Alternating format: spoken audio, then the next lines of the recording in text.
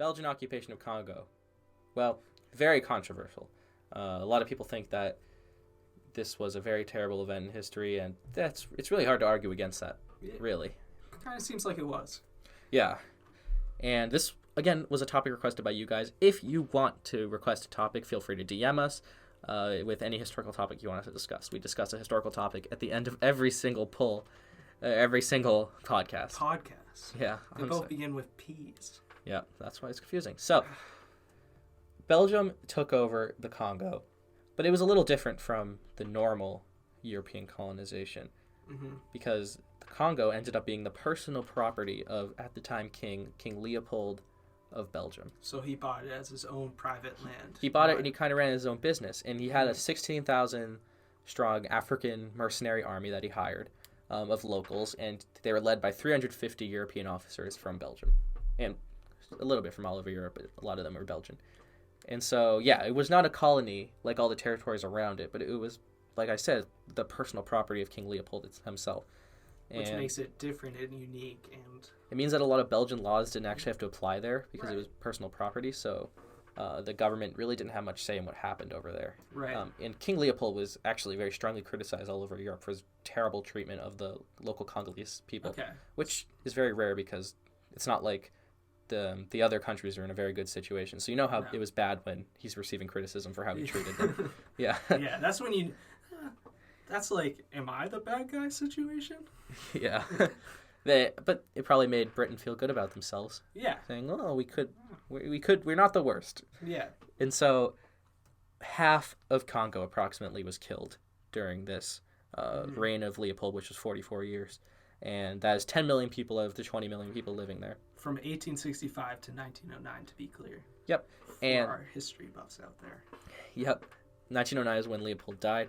And so what was happening in Congo, what made it so bad is that people were exploited for things. And going into the 20th century, rubber started to become a very, very valuable resource.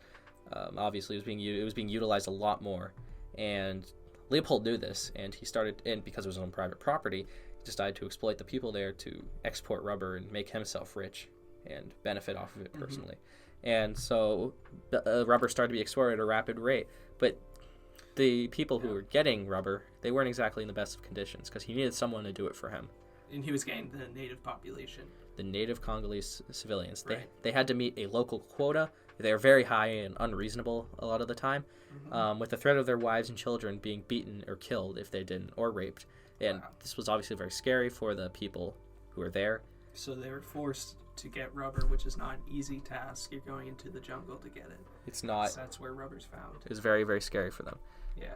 And so, anyways, the Belgian soldiers, this 16,000 strong mercenary army, enforced Leopold's rules. And they weren't the most humane of rules. The main rule that they had to follow was that ammunition was very limited there because it had to be exported there. And so because of that, the soldiers were required to meet certain quotas when they used a bullet. In this case, the quota was a hand. That is no figurative language. They had to bring a hand for every single bullet that they shot. Wow. Because theoretically, when a hand from just a random Congolese? So their own hands. So they're assuming that when a bullet is being shot, Leopold was assuming this, when a bullet is being shot, that they'd end up killing the person that they were shooting at, and so when the person died, they would just cut off their hand. But the rule was they had to bring a hand for every bullet they shot. And so a lot of the time, when bullets went off by accident or the soldiers missed, that they had to bring a hand for every single bullet used, which ended up with a lot of people losing one or both of their hands, which in turn actually decreased the rubber exports because, well, they had one hand or no hands. So they couldn't really meet those quotas, meaning that more people were killed and more people starved. Right. And poverty was very, very rampant throughout here. So they're already dying from getting the rubber, right? Already dying from getting the rubber, terrible working conditions. Poverty was very rampant. And they had these awful laws, clearly. Yeah, so there was a lot of brutality going on there. Would you call this a genocide? Genocide? Also, a lot of historians do refer to it as a genocide. Right. Because obviously it was very targeted against the Congolese people. Because I think that's where the controversy comes in, whether you can call it a genocide or not, and the fact that they were slaves. Right.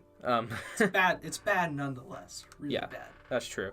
And so many historians and people of both blame this era of Belgian Congolese history as the biggest reason for the seemingly unrelenting war in Congo that we see today.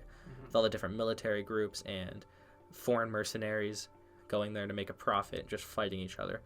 And it's a very the Congo is a very unstable nation right now. It's considered one of the least safe in the world. If you travel there, it is recommended that you stay in the capital city, Kinshasa, and that you do not leave because it's extremely dangerous.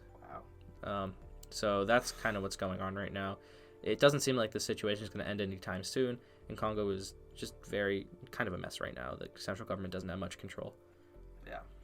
So it's sad. It is a sad situation. It is. But That's awful. hopefully it'll fix itself in the future. And again, that stemmed from King Leopold of Belgium, which was our historical topic today. Cool.